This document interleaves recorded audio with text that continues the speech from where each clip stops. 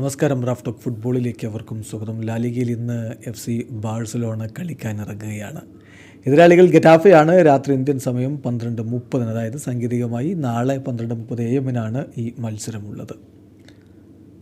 ഈ മത്സരം ഹൻസി ഫ്ലിക്കിന് സോ സ്പെഷ്യലാണ്.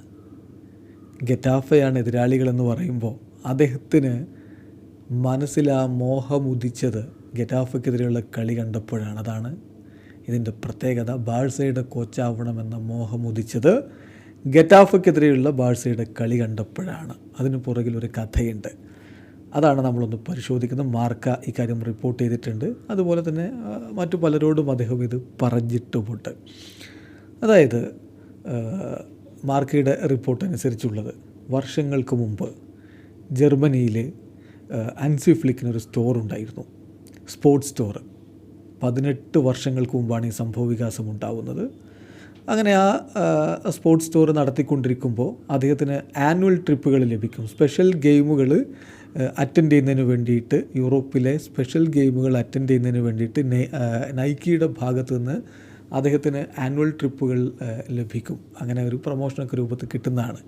അത് വെച്ച് 2006 മാർച്ചിൽ അദ്ദേഹം ബാഴ്സലോണയിലേക്ക് പോയി. ബാഴ്സലോണയുടെ കളി കാണുന്നതിന് വേണ്ടിയിട്ട്. അന്ന് ഗെറ്റാഫയ്ക്കെതിരെയായിരുന്നു ബാഴ്സയുടെ കളി ഉണ്ടായിരുന്നത്.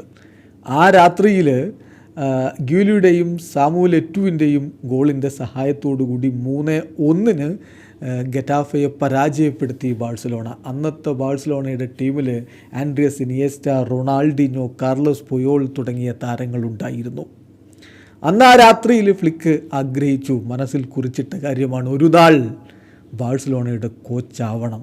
അദ്ദേഹം അത് പിന്നീട് പറയുകയുണ്ടായി. When I saw the match I thought that one day I wanted to be a coach here and I have achieved it എന്ന് അദ്ദേഹം പിന്നീട് വിശദമായിട്ട് പറയുകയുണ്ടായി.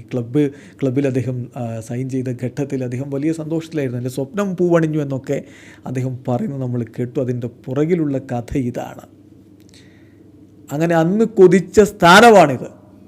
ഗെറ്റാഫയ്ക്കെതിരെയുള്ള മത്സരം ഇപ്പോൾ ഫ്ലിക്കിനെ സംബന്ധിച്ചിടത്തോളം ഒരു ഓർമ്മ പുതുക്കൽ കൂടിയാണ്. മനസ്സിൽ മോഹം കുടിയേറിയതിൻ്റെ ഓർമ്മ. ആ മോഹം ഇന്ന് അദ്ദേഹം അച്ചീവ് ചെയ്ത് കഴിഞ്ഞിട്ടുണ്ട്. ആ മോഹം സഫലമായിട്ടുണ്ട്. അപ്പോൾ ആദ്യമായിട്ടാണ് ഗെറ്റാഫയ്ക്കെതിരെ ബാഴ്സലോണയെ പരിശീലിപ്പിച്ച് അദ്ദേഹം ഇറക്കാൻ പോകുന്നത്. 18 വർഷക്കാലം മുമ്പുള്ള ആ ഓർമ്മയിലേക്ക് ഫ്ലിക്ക് പോകുമ്പോൾ അന്ന് വിജയിച്ച പോലെ വീണ്ടും ബാഴ്സലോണ വിജയിച്ചു കയറുമെന്ന പ്രതീക്ഷയിൽ ആരാധകരും കാത്തിരിപ്പാണ്. വീഡിയോ അവസാനിക്കുന്നു. ഫുട്ബോൾ ലോകത്ത് കൂടുതൽ വിശേഷങ്ങളുമായി റാഫ് ടോക്സ് കൊണ്ടുവെത്താം.